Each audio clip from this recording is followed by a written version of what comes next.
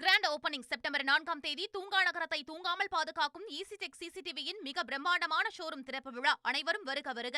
மக்களை காப்போம், தமிழகத்தை மீட்போம் சுற்றுப்பயணத்தை மேற்கொண்டுள்ள அதிமுக பொதுச் செயலாளர் எடப்பாடி பழனிசாமி மதுரை மத்திய தொகுதியில் மக்களிடையே பேசிய காட்சிகளை தற்போது பார்க்கலாம். மதுரை மத்திய தொகுதி இங்கே மக்களுடைய வெள்ளம் அடுத்த ஆண்டு நடைபெறுகின்ற சட்டமன்ற பொதுத் தேர்தலில் வெற்றி பெறுவதற்கு இங்க இருக்கிற மக்களுடைய வெள்ளமே சாட்சி.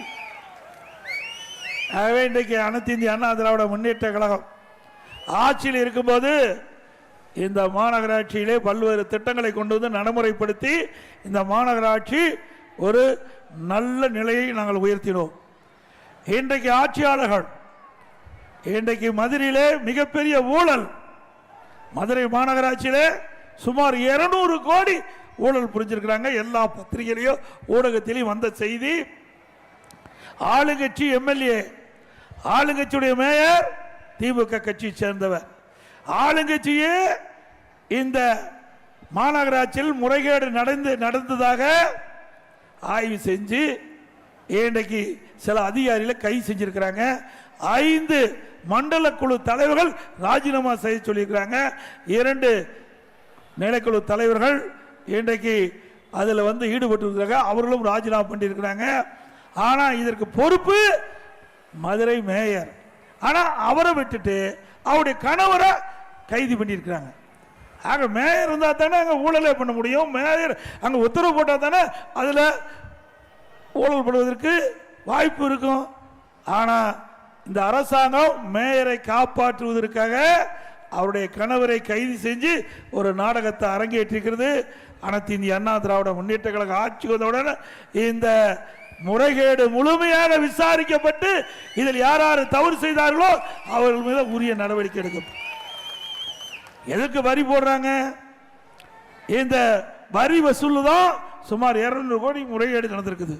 இங்க இருக்கிற மக்கள் வீட்டு வரி செலுத்துறீங்க, கடை வரி செலுத்துறீங்க, குடிநீர் கட்டணம் செலுத்துறீங்க, குப்பைக்கு வரி போட்டிருக்காங்க அதை செலுத்துறீங்க, அதோட ஒரு கட்டணம் கட்டுறாங்க, அதுக்கு கட்டணம் பிளான் அப்ரூவ்டு, அது கட்டணம். கொஞ்சம் நஞ்சம் இல்லை. அண்ணா திமுக ஆட்சியில் 38,000 ரூபாய் இருந்தது. இன்றைக்கு இந்த மாநகராட்சியில் 1,08,000 ரூபாய் 1000 சதுரடிக்கு பிளான் அப்ரூவ்டு. எண்ணி பாருங்க. 38,000 எங்க அண்ணா திமுக ஆட்சியில், திராவிட முன்னேற்ற கழக ஆட்சியில் 1,08,000 ரூபாய் 1000 சதுரடி வீடு கட்ட வேண்டும் என்று சொன்னால் பிளான் அப்ரூவ்டுக்கு மட்டும் இவ்வளவு ரூபாயை உயர்த்தி இருக்கிறாங்க.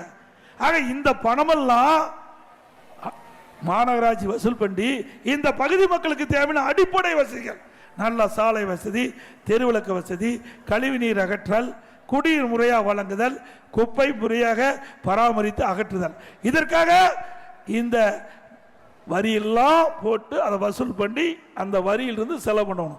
ஆனால் அதற்கு மாறாக மக்களிடத்திலிருந்து வசூல் செய்கின்ற வரிய இந்த திமுக கட்சி சேர்ந்த மேயர் உட்பட பல அதில் இருக்கின்ற பொறுப்பாளர்கள் இன்றைக்கு ஊழல் புரிந்ததாக ஆளுங்கட்சியே கண்டுபிடித்து இன்றைக்கு வெட்ட வெளிச்சத்தில் வந்திருக்கு. ஆனால் முழுமையாக விசாரிக்கல, காவல்துறை அதிகாரிகள் முழுமையாக வழக்கு பதிவு செய்யல, வேண்டுமென்றே திட்டமிட்டு ஆளுங்கட்சியை சேர்ந்தவர்கள் என்ற ஒரே காரணத்திற்காக முறைகேட்டில் ஈடுபட்டு மீது தகுந்த வழக்கு பதிவு செய்யல. அண்ணா திமுக பார்த்து கொண்டிருக்கிறது. முறையாக வழக்கு பதிவு செய்யவில்லை என்றால் அதில் ஊழலில் சம்பந்தப்பட்டவர்கள், முறைகேட்டில் சம்பந்தப்பட்டவர்கள் நீதிமன்றத்தின் மூலமாக வழக்கு தொடர்ந்து யாரெல்லாம் இதில் தவறு செய்தார்களோ அவர்களால் நீதிமன்றத்தின் மூலமாக சட்ட ரீதியாக தண்டனை பெற்று தரப்படும். அதோட இன்றைக்கு தமிழகத்தில் இருக்கிற இந்த தொகுதி எம்எல்ஏ அமைச்சராக தான் இருக்காரு, பிடிஆர் தியாகராஜன் அவர்கள் அமைச்சராக இருக்கார். அவர் கிட்டத்தட்ட 2 வருஷத்துக்கு முந்தைய ஒரு செய்தி வெளியிட்டாங்க. எல்லா வலைதளங்களில் வந்ததில்ல, நீங்களாம் கேள்விப்பட்டிருப்பீங்க, உங்களுக்கு தெரியாத விஷயம் இல்லை. ஏன்னா இந்த மண்ணில் இருக்கிற அமைச்சர் தான் அதை வெளிப்படுத்தினார். திரு சபரீசன் திரு உதயநிதி ஸ்டாலின் 30,000 கோடியை கையில் வைத்துக் கொண்டு என்ன செய்வது என்று தடுமாறி கொண்டிருப்பதாக செய்தி வெளிவந்தது. உண்மைதானே? வலைதளத்தில் வந்ததில்ல, வலைதளத்தில் வந்த செய்தி. நான் பலமுறை பல கூட்டத்தில் சொல்லிட்டேன். ஆனால் இன்று வரை முதலமைச்சர் வாயே திறக்கல. ஆட்சி பொறுப்பேற்று 2 ஆண்டு காலத்தில் திமுக அமைச்சர்கள் இருக்கின்ற அமைச்சரே ஒருவர் இப்படிப்பட்ட ஒரு குற்றச்சாட்டை சொல்லியிருக்குன்னா இதுல உண்மை இருக்குதுல்ல? இந்த ஊழல் புரிஞ்சது உண்மைதானே? அப்படி ஊழல் புரிஞ்சதுனால இவ்வளவு 30,000 கோடி இருப்பதாக அவர் வலைதளம் மூலமாக செய்தி வெளியில் வந்திருக்குதுல்ல. இதையெல்லாம் அண்ணா திமுக ஆட்சிக்கு வந்த பிறகு உரிய முறையில் விசாரிக்கப்பட்டு தவறு ஏற்பட்டிருக்கும் பட்சத்தில் சட்ட நீதியா நடவடிக்கை எடுக்கப்படும். எல்லா துறையிலும் ஊழல் இல்லாத துறையே கிடையாது. அவ்வளவு பெரிய ஊழல் செய்கின்ற அரசு திமுக அரசாங்கம். இன்றைக்கு எப்பொழுதெல்லாம் திமுக ஆட்சிக்கு வருதோ அப்பெல்லாம் ஊழல் நடைபெறுகின்றது. அது தொடர்ந்து நடந்துட்டு இருக்குது, இப்பவும் நடக்குது. அதோட இன்றைக்கு தமிழகத்தில் சட்ட ஒழுங்கு அடியோடு சீர்கிட்டு விட்டது. எங்கே பார்த்தாலும் கொலை, திருட்டு, வழிப்பறிவு நடக்காத நாளே இல்லை. தினந்தோறும் நடந்துகிட்டு இருக்குது. இந்த அரசு கட்டுப்படுத்த முடியல. திறமையற்ற முதலமைச்சர் இன்றைக்கு நாட்டை ஆண்டு கொண்டிருக்கிறதுனால மக்களுக்கு பாதுகாப்பு இல்ல, சிறுமிக்கு பாதுகாப்பு இல்ல, முதியோர்களுக்கு பாதுகாப்பு இல்ல. இன்றைக்கு இந்த அரசு இருக்கின்ற வரை மக்களுக்கு பாதுகாப்பு இல்லாத ஒரு சூழ்நிலை.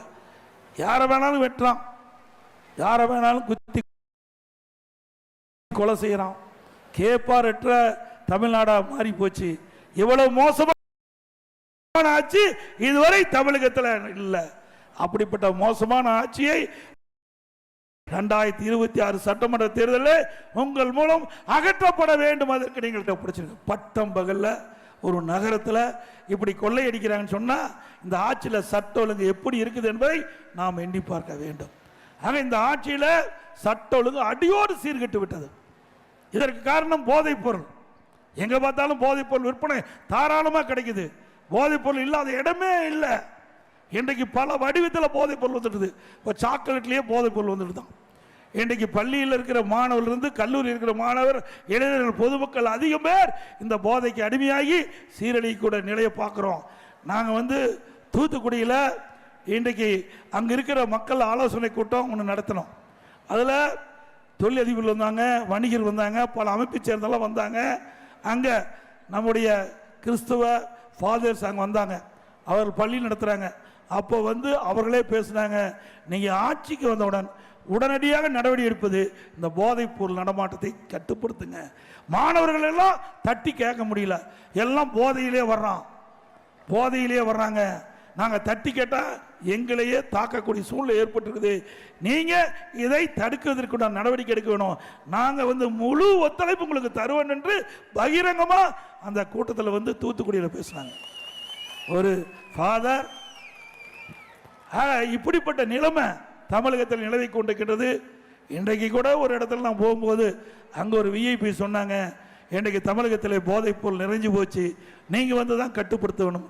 இந்த மதுரை மாவட்டத்திலும் கிராமத்திலிருந்து நகர வரை போதைப் பொருள் நடமாட்டம் அதிகரித்து விட்டது. இதனால் பொதுமக்கள் கடுமையாக பாதிக்கிறாங்க. இதை உரிய நடவடிக்கை எடுத்து மக்களை காப்பாற்றுங்கள் என்று அவர் என்னிடத்திலே சொன்னார். எதற்காக சொல்லிட்டு சொன்னா, இன்னைக்கு எதை வேணாலும் தடுத்து விடலாம். நாம் பெற்ற குழந்தைகள் நம் கண் முன்னே அழிகின்ற சூழ்நிலை தமிழகத்திலே வந்துவிட்டது என்பதை மட்டும் நேரத்தில் எண்ணி பார்க்க வேண்டும். நான் பல முறை பிரதான எதிர்க்கட்சி என்ற முறையிலே முதலமைச்சரிடத்திலே எச்சரிக்கை கொடுத்தோம். தமிழகத்திலே போதைப் பொருள் விற்பனை அதிகமாக இருக்கின்றது, போதைப் பொருள் நடமாட்டம் அதிகமாக இருக்கின்றது, கட்டுப்படுத்துங்கள். இல்லாவிட்டால் தமிழகம் இன்னைக்கு சீரழியக்கூடிய சூழ்நிலை ஏற்பட்டுவிடும் என்று எச்சரித்தோம். எதையுமே காதில் வாங்கிக்கல. இப்போ இன்னைக்கு மாணவர்கள், இளைஞர்கள், பொதுமக்கள் இந்த போதைக்கு அடிமையாகி சீரழிஞ்சு இப்போ முதலமைச்சர் சொல்றார். இன்றைக்கு ஊடகத்தில் நீங்க எல்லாம் பார்த்திருப்பீங்க, இளைஞர்களே போதையின் பாதையில் செல்லாதீர்கள். எப்ப சொல்றீங்க? எல்லாம் போதைக்கு அடிமையாகி சீரழிஞ்சு இன்றைக்கு அந்த குடும்பமே நடுத்தருவுக்கு வந்த பிறகு நானும் அதை வந்து முதலமைச்சர் இந்த கருத்து சொல்றார். பிரதான எதிர்க்கட்சி என்ற முறையில் நாங்கள் சொன்ன கருத்தின் அடிப்படையில் நீங்கள் நடவடிக்கை எடுக்கப்பட்டிருந்தால் தமிழகத்தில் போதைப் பொருள் முற்றிலும் ஒழித்திருக்கலாம். ஆனால் அதையெல்லாம் எதிர்க்கட்சி சொல்வதையெல்லாம் அலட்சியப்படுத்திவிட்ட காரணத்தினாலே தமிழகத்தில் போதைப் பொருள் நிறைந்த மாநிலமாக இன்றைக்கு உருவெடுத்து விட்டது. இதை தடுத்து நிறுத்த வேண்டும் என்று சொன்னால், இரும்பு கரம் கொண்டு அடக்க வேண்டும் என்று சொன்னால், அனைத்து இந்திய அண்ணா திராவிட முன்னேற்ற கழக அரசு வந்தால் தான் இதற்கு முடிவு கட்ட முடியும். கிராண்ட் ஓபனிங் செப்டம்பர் 4ஆம் தேதி தூங்கா நகரத்தை தூங்காமல் பாதுகாக்கும் ஈசி டெக் சிசிடிவியின் மிக பிரம்மாண்டமான ஷோரூம் திறப்பு விழா. அனைவரும் வருக வருக.